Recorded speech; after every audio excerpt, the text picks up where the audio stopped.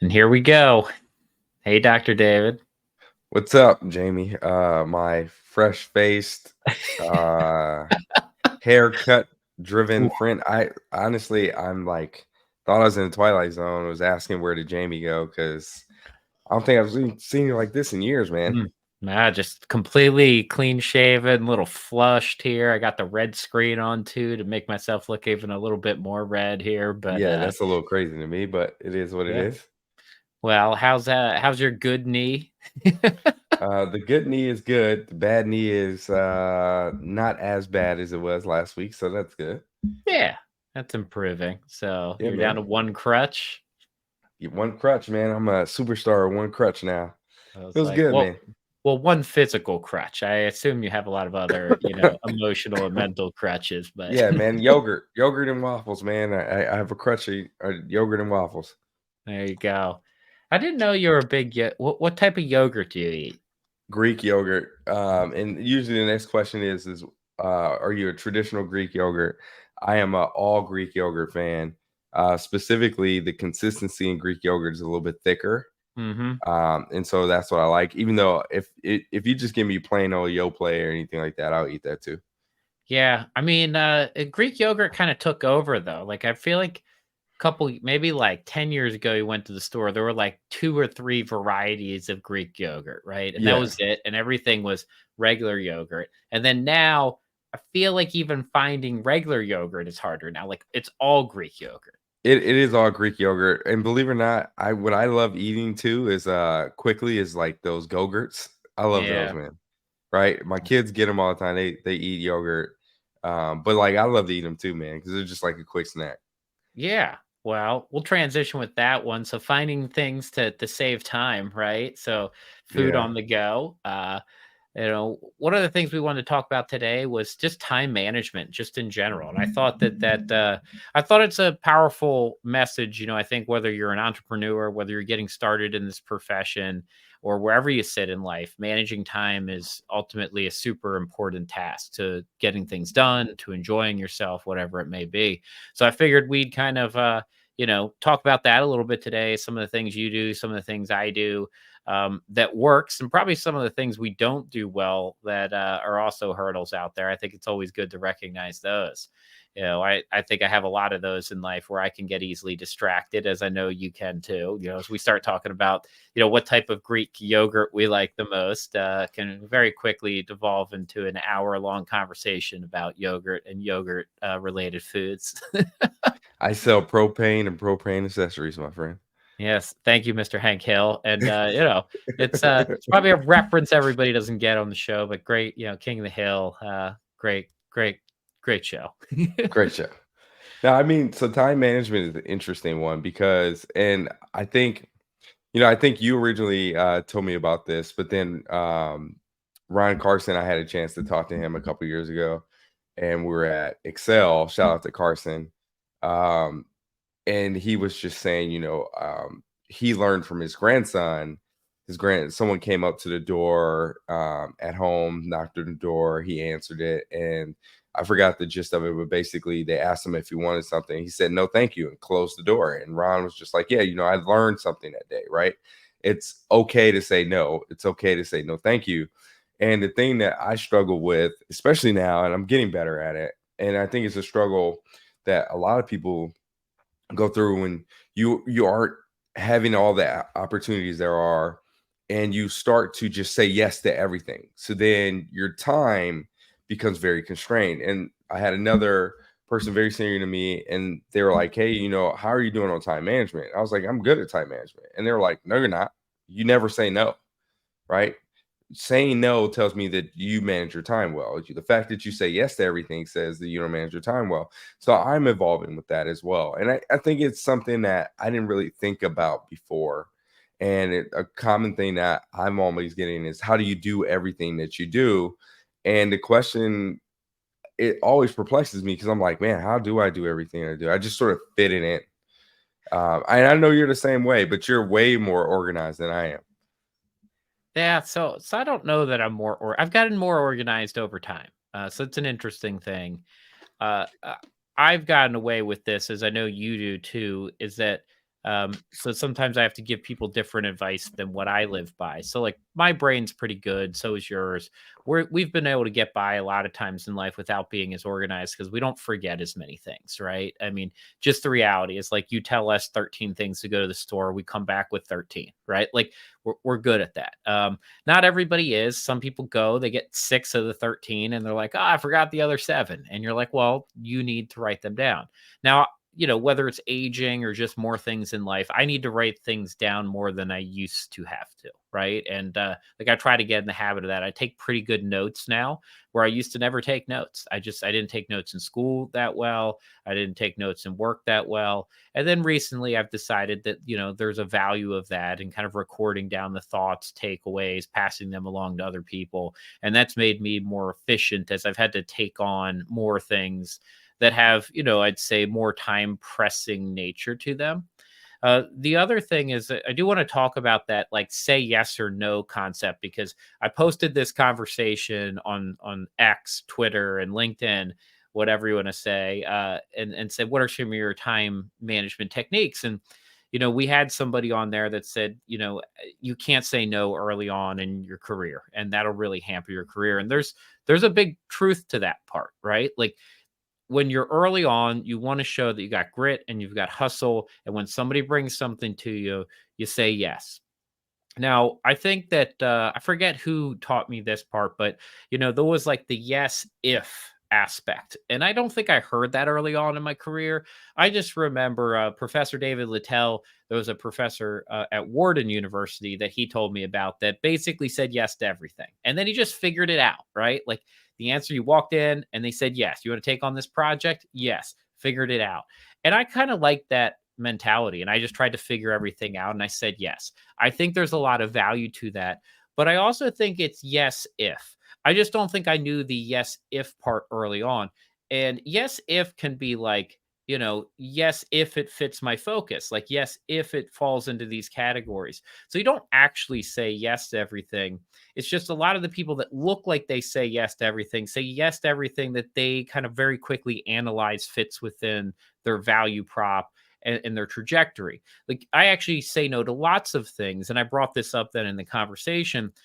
I don't go out partying anymore. I don't go gamble in Vegas. I don't fly around and do stuff like that. Now it looks like I'm doing a lot of things, but I'm giving up a lot of things too.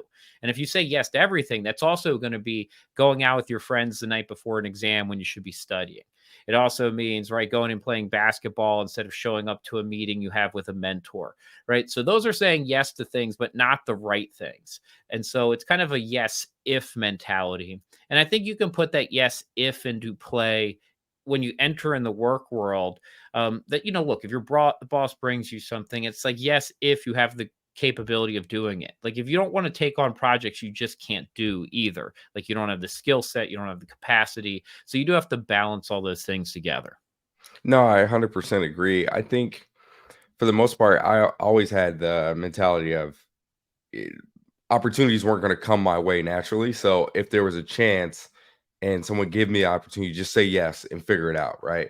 But I think we've grown in that we grew up in a situation which is way different in our professional lives where it was less social media driven. There was less sort of these focuses on optimizing literally every aspect of your life. I mean, Tim Ferriss came out with the 4 hour work week, and then people were like, "Well, I want to live that lifestyle." Well, what they don't really realize is like there was 15 years before that that required putting in a lot of work to be able to get to the point that you know exactly what's important, what's not important. And I think everyone sort of has to get there. I mean, we focus on time management, but it's the key time, right? Like the inefficiencies of your time are important because you need those life lessons to figure out what's important, what's not important, so that you know what to cut out in the future. I personally, um, early on, I was lucky, obviously, to go to Naval Academy. The Naval Academy just stresses upon you, like if you show up on time, you're in trouble, right? So you got to get there early. If you show up late, you're definitely in trouble, right? And so that created 4 years of that created a lifestyle of like, okay, basically, I got to show up early because if I'm on time, I'm late, right? Because you Mhm. never know when the meeting's going to get started. And So that sped forward that mentality. And then I realized, like, in order to stand out, I needed to do more things. So I have to be very efficient with what I do. Well, that required, like, while my friends were going out partying and stuff, and I wanted to be a doctor, I had to cut back. I had to figure out how to do both at the same time. So some days that meant I brought my MCAT flashcards to the bar while we watched a game, and everyone's like, "What are you studying for?" And I'm like, "I'm trying to go to medical school." So understanding time management is one, yeah, I have been gifted and the ability to multitask, but believe it or not, as I age, same with you, like I write down more stuff and I don't multitask as much because Hmm. the tasks that have come to me now are way more difficult than the ones that I was getting 20 years ago where I could multitask easily. Those are easier tasks. These days, it requires the things that I'm tackling requires a lot more of my focus. So instead of multitasking on 3 to 4 things, I focus on one thing, do it very, very well, and then move on to the next thing. That's part of the evolution of time management. And I think as we grow older, we need to be able to really understand that. But when you're 19, 20 years old, 23 years old, your time management is largely going to be taken up by you figuring out how to get in the room and be in the room and be present as opposed to being somewhere else that is not a value add. Yeah, and I think you brought up the Naval Academy aspect, but I think that's most athletes, right?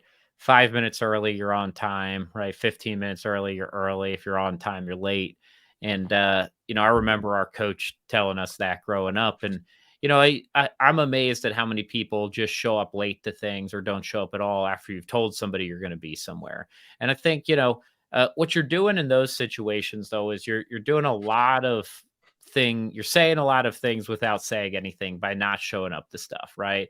You're saying all of a sudden that either, right, it's not important to you, right, you're not serious, or you're not committed to it, something along those lines. Now look, things come up in life.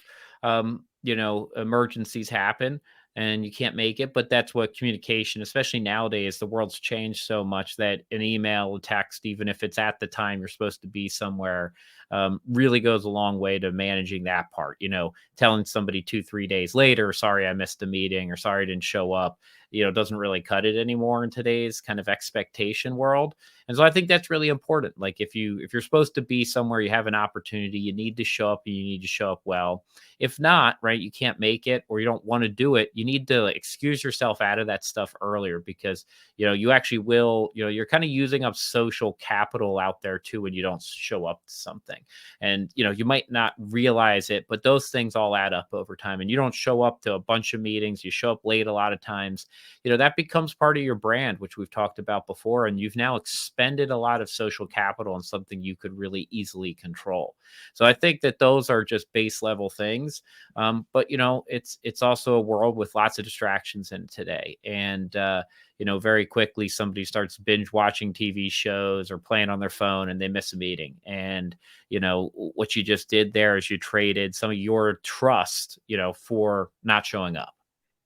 Yeah, I also think I'm gonna cut the younger generation some slack too, right? Like you and I, we went through college at a time that social media was just beginning, right? Cell phones weren't really that like technologically savvy, right? We had the phones that had black and white screens or green screens, Yeah. and they weren't smartphones, right? And the people who are coming out of college today, it's these things are ubiquitous. I mean, you see them everywhere. Everyone has one, and I And we think had Snake. that That thing was smart. yeah, Did you oh, remember Snake the was back of definitely awesome. Snake, Snake was definitely man? awesome. Or you had the brick Nokia phone. But Yeah. I mean, I think we've gotten to the point where everyone sort of has all the information at their fingertips, and there's a lot of distractions that can take place, right? Part of time management is understanding, like, for instance, in basketball, where there's a pace to the game, right? The very, very important parts you go a little bit slower at. It seems fast because you're very efficient with your moves, but then like the pace of the game, you got to understand the pace of your day, right? There are going to be times where you need to slow down and you need to compress it. Like for me, I know what I value. I know I value my time with my family. I value being able to help other people out. So I carve out certain amounts, but I also know that I need time for me because I need a chance to decompress.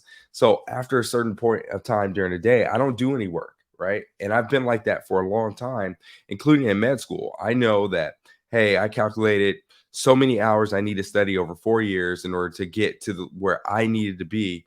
And so every day I chipped away at that value. And then I didn't go over, right? And if I was deficient on a day before, I didn't try and make it up all in one day. I just made it up slowly over time. And I think we have to do a better job of really explaining that to people and really helping them understand what direction they really want to go in, right? If you tell me you really want to be a financial advisor, you really want to be an investment manager, but then you don't actually put the time in, and I see that you're committed to those things, like, hey, I set up a meeting for you, but you showed up 15 minutes late. That tells me you don't value this opportunity. That tells me you don't value your own time because you wasted your own time and you wasted mine by showing up to this meeting 15 minutes late. Yeah. I was looking at it's not Harvard Business Review this time. So I found a different article which is really good for us. But I found one that was talking about workers, but I thought it made a lot of sense probably to everybody. But they said 98% of workers say they experience at least 3 to 4 interruptions to their workday every single day. And that we've ended up in this, kind of society of distractions, right? And interruptions. And I got to interview some, I guess I just say scientists, but they did kind of behavioral work. And it was really interesting, this kind of like hacking productivity. And they talked about how distracting all the interactions are on, we work mostly on our computers nowadays for a lot of professionals. And that, we've got 9, 10 different pop-ups. We're in a meeting, our emails coming up, text messages are coming in, you're using Teams or something like that, and you got additional message coming up. And they were talking about how much more productive you are when you shut those down. So, and I've really kind of thought about that recently, and I've gone so far in my main meeting that I have every week, where I'm kind of leading my team. Like, I shut everything else down. Then I turn my phones off. I make sure I shut down the email so it's not popping up, because I've had those moments in time where, like, you're trying to, I'll take it back to school. Somebody, you're trying to study, and all of a sudden you get that text message and it's say, "Hey, when can we talk?" And it's like, it's just kind of wearing on you then, and you can't focus even if you block that as your focus time. And so if you're trying to be really focused, shut down those distractions, turn the phones off, turn the email off, turn the notifications off, even if it's just for blocks of time. So if you're thinking about that, you need to study for 40 minutes, block it off, shut down the other distractions, focus on it, and then take that break. I've always been a big fan of that part too, is like, a lot of people, I remember one of my friends, he would always be like, "Oh, I studied for 6 hours straight." And I'd be like, there's no data out there in the world that says that's actually effective, that like your brain has trouble recategorizing information at that point. So you actually do need to take like breaks for your brain to store the information, categorize it, and then go back to it.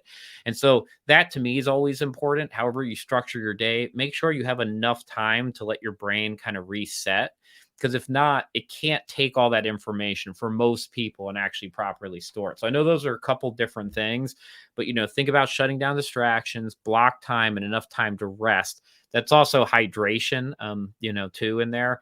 It's, this as a doctor, hydration is critically important for our brain's functions. Yeah, I'm glad you mentioned that because there's this tendency in quote unquote hustle culture on social media to talk about no sleep, right? I can do so many things on no sleep. You're trying to prove to someone else.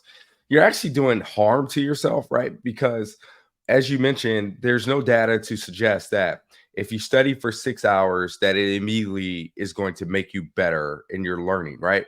The whole goal with studying or learning something is to be able to move it from your short-term memory to your long-term memory. The only way it does that is if your brain has had enough time to process that and actually store that in your long-term memory. Early on, when you're sitting there cramming, right? This is why cramming doesn't work, is because when you stay up all night, your brain's tired and it can't store any of it in your long-term memory. It's only going to remember what you most recently, if that, read. Now, what I learned in medical school was that if I studied for without breaks for an hour, my brain would get tired. So I scheduled 15-minute breaks or 5-minute breaks every hour for me to go on Facebook, to go on Mhm. ESPN, so that my brain could take a mental break and do something completely not hard and veg out and then get back to it. And I did that every hour. But that allowed me to be very efficient, right? I also made sure that I took lunch breaks. I didn't work through my lunch break, right? Because your brain, again, needs that time. This is part of time management. I have this thing where I sometimes get intensely focused and I forget to eat, I forget to hydrate, and then by the end of the day, I feel like crap, and then I carry that over into the next day. Mhm. And surgeons are notoriously bad at it, right? Because we go through this culture where we're like, eat when you can, sleep when you can, right? Because we're always busy. But in reality, like, we're not always busy. There is time, right? You're Mhm. walking between buildings. That is time for you to not worry about things. That is time for you to grab something to drink. That's time for you to grab a granola bar. That's part of being efficient with your time. While you're sitting there chit chatting, you could also be eating. You can be taking a quick 15-minute nap. Those are things for you to think about. Oh, the notification part is important. I have my Apple Watch on today, but I've been on crutches, so it's difficult for me to answer my phone. So it's easier to answer from an Apple Watch. But I actually prefer not to wear an Apple Watch. I Mhm. prefer no notifications on my phone. My work email, I only check 2 times a day. I check it in the morning and I check it at night, right? Because what happens is there's the easiness and the low barrier to sending an email. It's not like we have to go to the post office and send snail mail, right? People can just send it all day. And if you sit there, there will be things for you to respond to all day, and you'll never get anything of your top 5 done. Yeah, and I'll drop a couple other things that are tied to there. You mentioned the top five, whatever the list is. So Ron, who we mentioned before, really has always hammered through the six most, and I love that. I still use it. I've been using it for years now, and I will. I don't always do it at the beginning of the week anymore. I think when I did, I was the most productive I was, but I'd write down the six most important things I was going to accomplish that week, and then that day, like, what are the six most important things I need to do today? I think you can do five. I think you can do three. I think it's a practice of prioritizing. I don't think you can do 10. I've done that where my list gets to 10, and what you realize is you actually don't hit three or four of them, right? So somewhere in that 3 to 6 is the sweet spot. You can probably do six. More than that, you're going to stop hitting things, and then that's when you lose sight of your six most important means you're going to do those six that day. And sometimes it doesn't have to be massively transformative things. It's like one of the six most important things today is, right, that, like, you've got to make this meeting on time to prep and be present. Like, that's okay. That's okay to be one of the six most important things that day. So I thought that's a very powerful technique to write that down every day. It helps focus.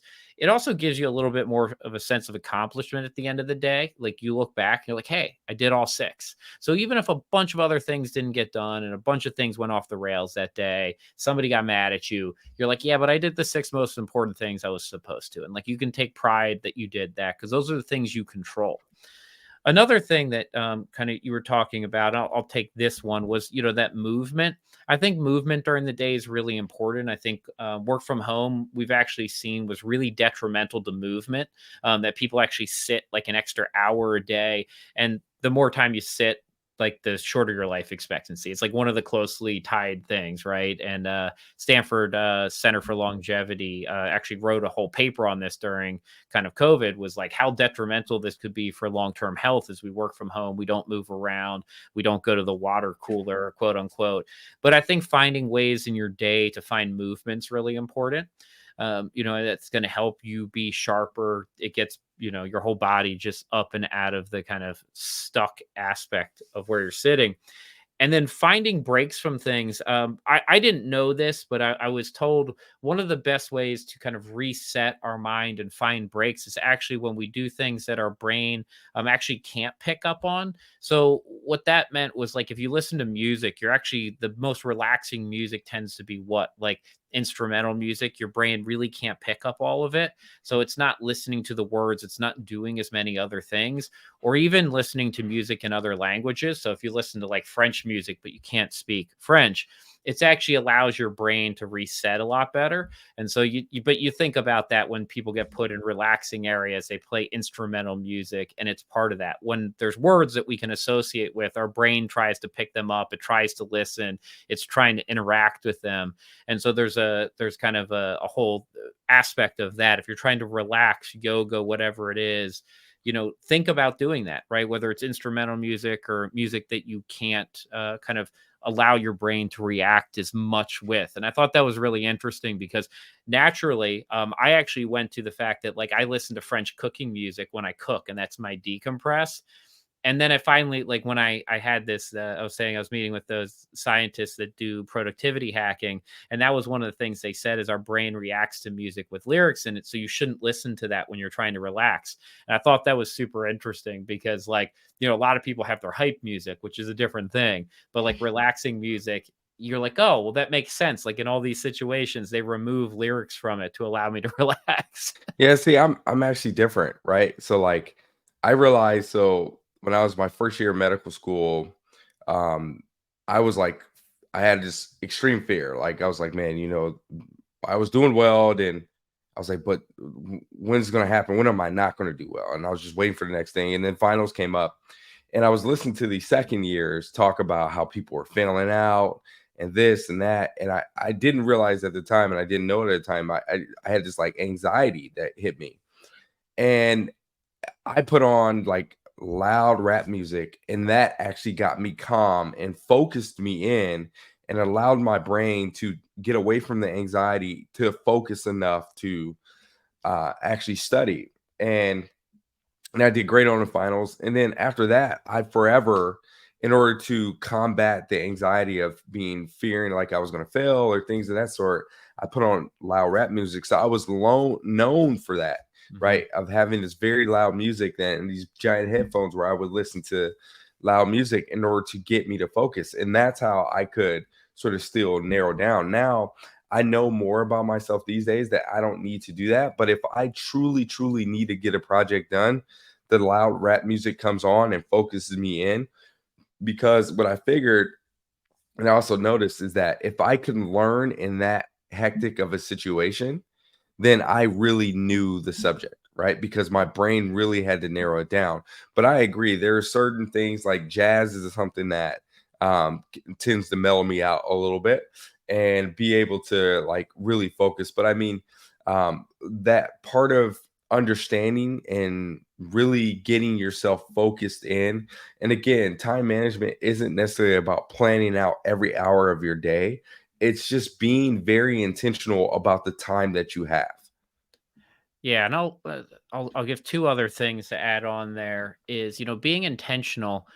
This is not one that I use, but I have seen a lot of effective CEOs and leaders use this, which is like I'll say like email and text response time. So they actually will push, right? Like they don't answer emails all day long, just in a flow of emails. It's actually super distracting when you think about that. They block, end of day or morning, and that's when they deal with all emails, right? And they come in, they knock those out. Now that's hard in some aspects of life when you have to be more reactive, but that doesn't mean that you have to answer emails all day long 24/7. It does mean you could have chunks of time where you're 45 minutes of working, then you go check and see, hey, are there important messages that came in the last 15 minutes? If there aren't, deal with those. If there are, if there are, deal with them. If there aren't, move on. So you can still protect your time throughout the day. Actually, I had two more. So I also love defensive calendaring, which is just block time for yourself, right? Like go to your calendar, block time that people can't block over. And then the last one, and I think this is a highly effective strategy or trick of a lot of very successful people, is remove the decisions you have to make in a day, right? The number of them. I probably didn't say that exactly right. Right? Remove the number of Mm. decisions you have to make or limit them in a day. So if you see a lot of really successful people, they wear the same outfit every day, right? Well, why? Because they don't have to get up and decide, hey, does this match with this? Does this fit? They know I've got a set number of outfits or a set outfit. I look good in it. I feel comfortable in it. I'm going to rock that. Now, that's not for everybody. Some people really care about fashion. It's important to them. It's a way to express, and that's okay. But that's one order of things you could get rid of. The other one is food, right? I eat a couple different things a day, right? Narrow that down instead of every day thinking, the whole morning, wow, what am I going to eat for lunch? Where am I going to go out for lunch? Am I going to bring food? Like, narrow that decision down. If that means you make food or you eat the same thing or similar things, or you come up with a set way to do it, that's fine. And there's lots of those little things in life, though, the way you drive to work. Sometimes you might have 9 different ways to get somewhere and you kind of check every day on which one's faster. That might not be the best strategy. You might just say, here's the simplest way to work every day, and it's a straight shot. And yeah, it's 3 minutes slower. But I'm just going to deal with that because I don't have to decide I got to cut around back roads, make 5 different turns. I can go on one road straight there. And, you'll actually see a lot of people that drive to work that way, right? They don't want that decision while they're driving, and they just go the easier way.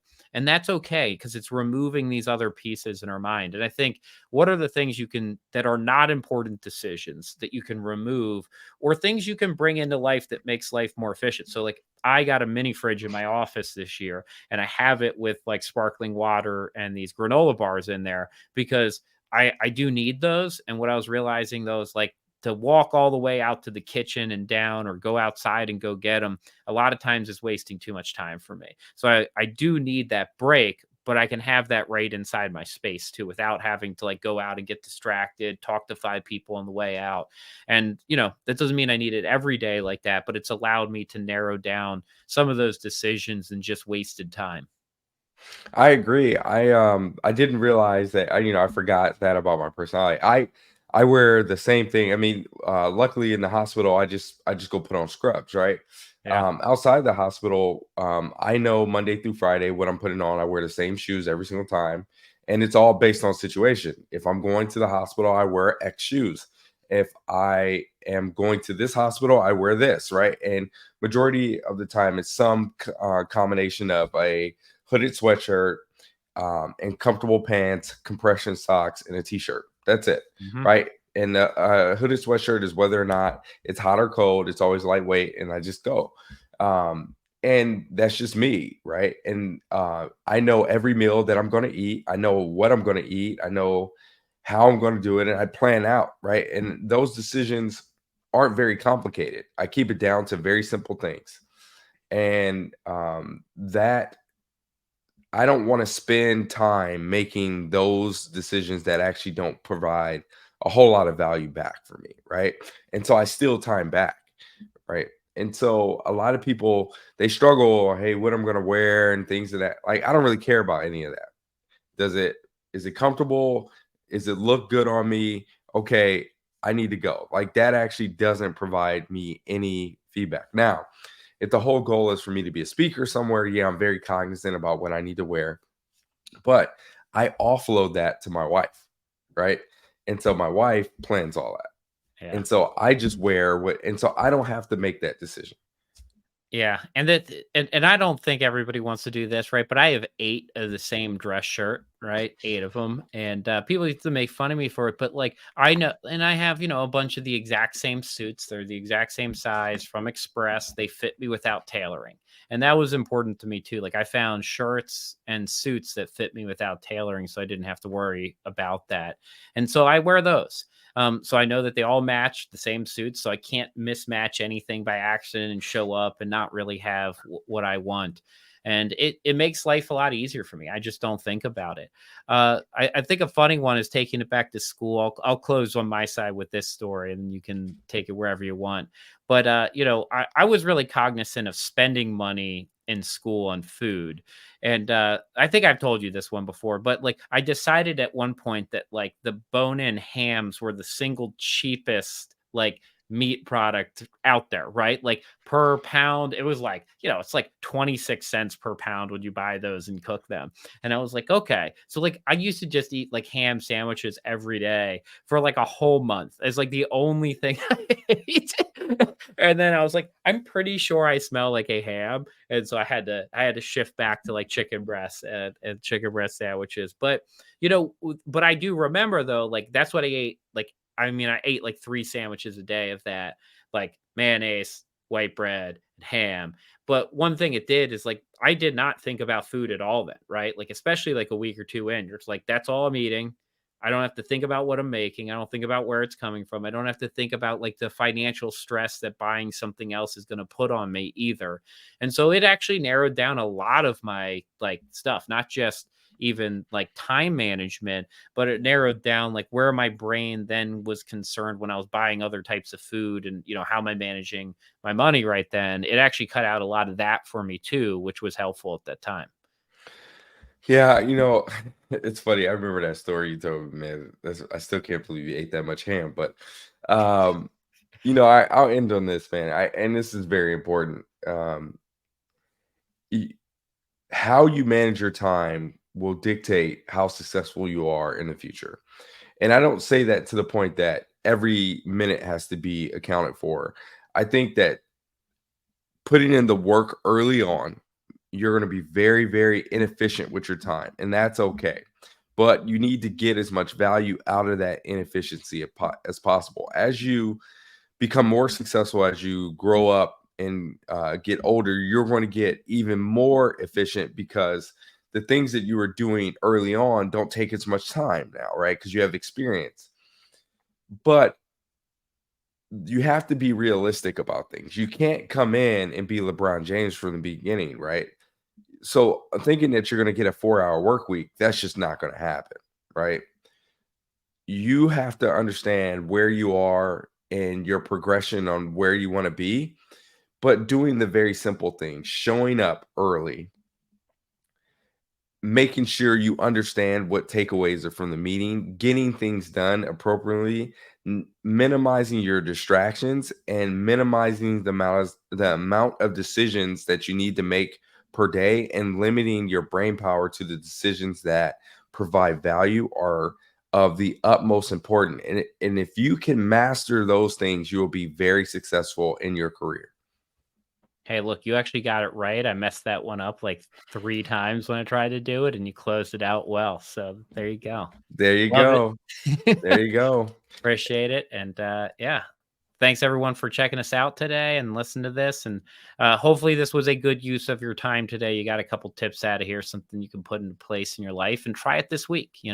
Different different pieces work for different people. So test it out, see what's working for you, my friend. Rest up, get that knee better. Our basketball careers are coming back, I hear. So it's Yeah, you can finally beat me with bum knee, man. yeah, I could take you right now tonight. All right. See All you, right, man. you guys. Peace.